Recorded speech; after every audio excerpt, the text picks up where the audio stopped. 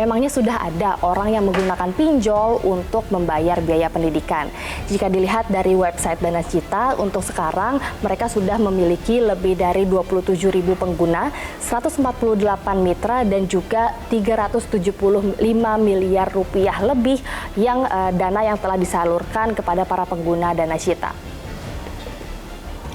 Peminjaman dana pendidikan tentu tidak hanya untuk membiayai uang kuliah tunggal atau UKT saja, tetapi juga biaya-biaya lainnya seperti biaya pendaftaran, uang pangkal, biaya KKN, biaya praktikum, sampai biaya wisuda. Selain dana kuliah, Danacita juga menyediakan cicilan kursus. Lalu pertanyaan selanjutnya, gimana caranya kalau mau mengajukan pinjaman dana pendidikan? Yang pertama adalah mendaftarkan akun dan memasukkan data diri serta wali dan mengupload atau mengunggah dokumen-dokumen yang dibutuhkan. Selanjutnya adalah proses verifikasi profil dan juga pengajuan.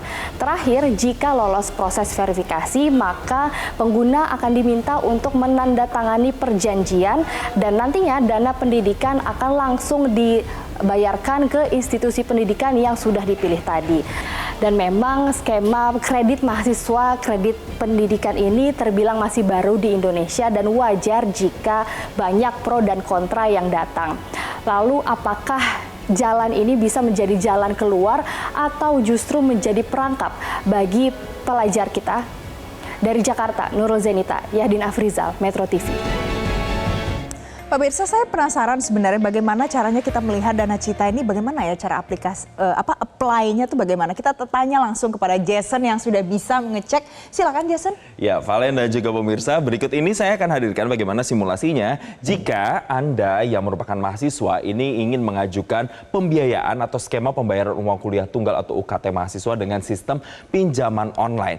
Nah, kita akan melihat ini kalau Anda buka situsnya di Danacita di Google misalnya, Anda langsung bisa menemukan website ini dan nanti tampilan awalnya adalah seperti ini. Dan di awal, di halaman depan tertulis ini adalah sebagai solusi cerdas bayar kuliah dan juga kursus.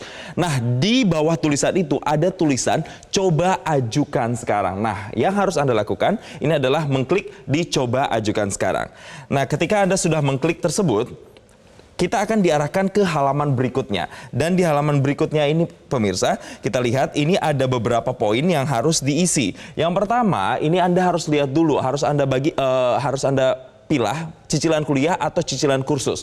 Kalau Anda ingin menggunakan platform ini sebagai cicilan kuliah, maka yang harus Anda pilih adalah cicilan kuliah. Dan di sini sudah dijelaskan juga bahwa skema pembiayaannya pemirsa, ini ada bentuk tiga kali cicilan, mulai dari 6 bulan, 12 bulan, hingga 24 bulan yang paling panjang tenornya.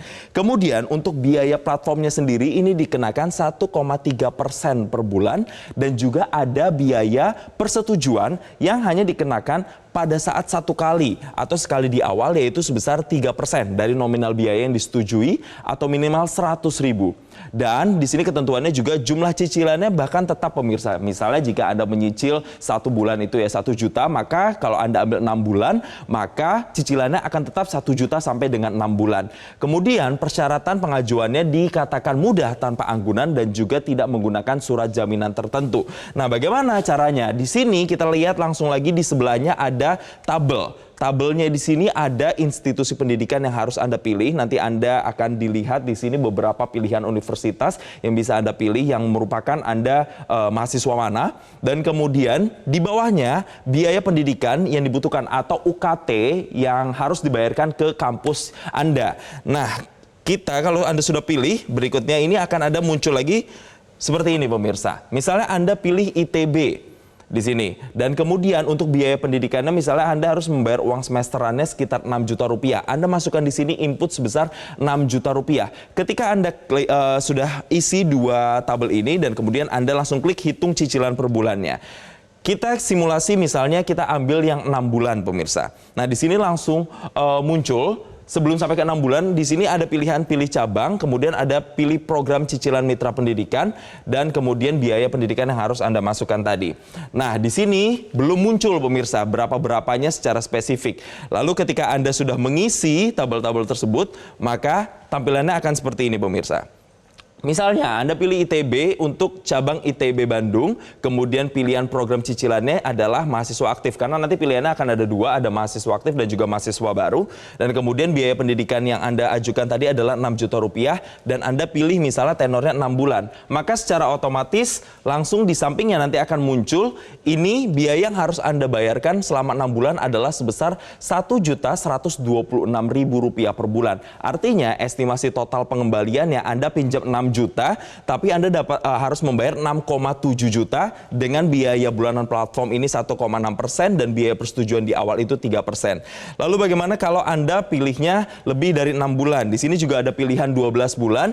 Biaya platformnya yang harus Anda bayarkan per bulan adalah Rp620.000 per bulan dengan estimasi total pengembaliannya yaitu Rp7.440.000 selama 12 bulan dengan ketentuan sama, biaya platformnya ini 1,7%, kemudian biaya persetujuannya 3% dan durasi pembayarannya adalah selama 12 bulan. Tapi yang kemudian jadi pertanyaan pemirsa, apakah uang yang Anda pinjam ini atau ajukan ini langsung masuk ke kantong kampus yang Anda pilih atau justru masuk ke kantong Anda? Ini yang kemudian harus kita luruskan. Apakah ini memang benar-benar skema pinjol atau bukan seperti yang dikatakan oleh pihak ITB maupun dari pihak Dana Cita? Dan apakah pertanyaan terakhirnya ini juga melanggar undang-undang atau tidak? Jelajahi cara baru mendapatkan informasi. Download Metro TV Extend sekarang.